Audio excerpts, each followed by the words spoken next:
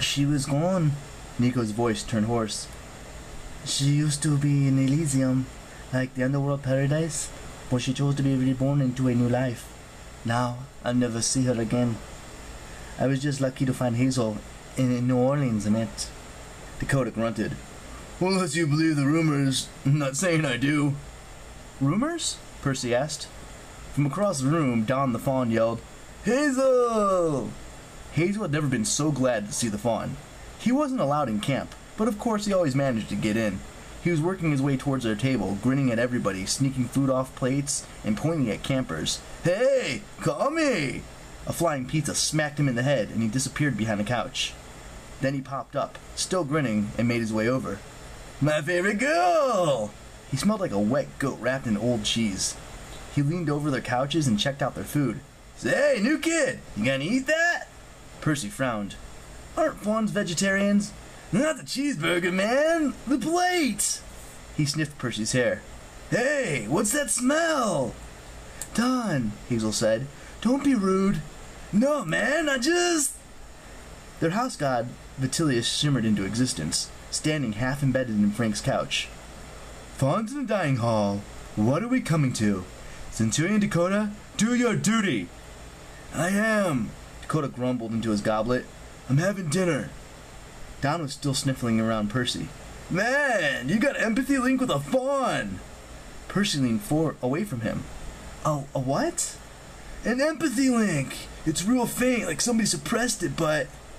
I know what, Nico said suddenly. Hazel, how about we give you and Frank some time to get Percy oriented? Dakota and I can visit the Proctor's stable. Don and Vitellius, you come too. We can discuss the strategies for the war games. Strategies for losing? Dakota muttered. Death Boy is right, Vitellius said. The Legion fights worse than we did in Judea. And that was the first time we lost our eagle. Why, if I were in charge... Could I just eat the silverware first? Don asked. Let's go, Nico said and grabbed Don and Vitellius by the ears. Nobody but Nico could actually touch the Lars. Vitellius sputtered with outrage as he was dragged off to the praetor's table.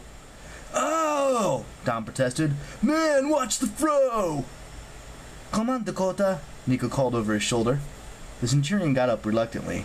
He wiped his mouth, uselessly, since it was permanently stained red. Back soon! He shook all over like a dog trying to get dry. Then he staggered away, his goblet sloshing. What was that about? Percy asked. And what's wrong with Dakota? Frank sighed. He's okay. He's son of Bacchaeus, the wine god. He's got a drinking problem. Percy's eyes widened. You let him drink wine? Gods, no, Hazel said. That would be a disaster. He's addicted to red Kool-Aid. Drinks it 3 times normal sugar, and he already has ADHD. You know, attention deficit hyperactive. One of these kids. One day he's gonna roll over and explode. Percy looked over at the praetor's table. Most of the senior officers were in deep conversations with Reyna. Nico and his 2 captives, Don and Vitellius, stood on the periphery. Dakota was running back and forth along the line of stacked shields, banging his goblet on them like they were a xylophone. ADHD, Percy said.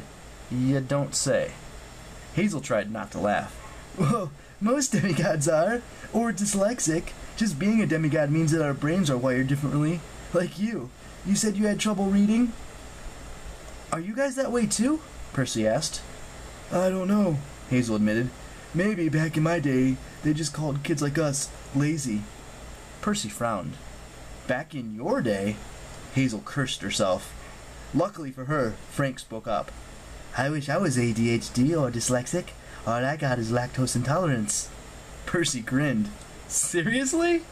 Frank might have been the silliest demigod ever, but Hazel thought he was cute when he pouted. His shoulders slumped. And I love ice cream too. Percy laughed. Hazel couldn't help joining in. It was good to sit at dinner and actually feel like she was among friends. Okay, so tell me, Percy said, why is it bad to be in the 5th cohort? You guys are great. The compliment made Hazel's toes tingle. It's complicated. Aside from being Pluto's kid, I want to ride horses. That's why you carry a cavalry sword, huh? She nodded. It's stupid, I guess. Wishful thinking. There's only one Pegasus at camp, Reyna's. Though unicorns are just kept for medicine because their shavings off the horns cure poison and stuff. Anyway, Roman fighting is always done on foot. cavalry. They kind of look down on that, so they look down on me.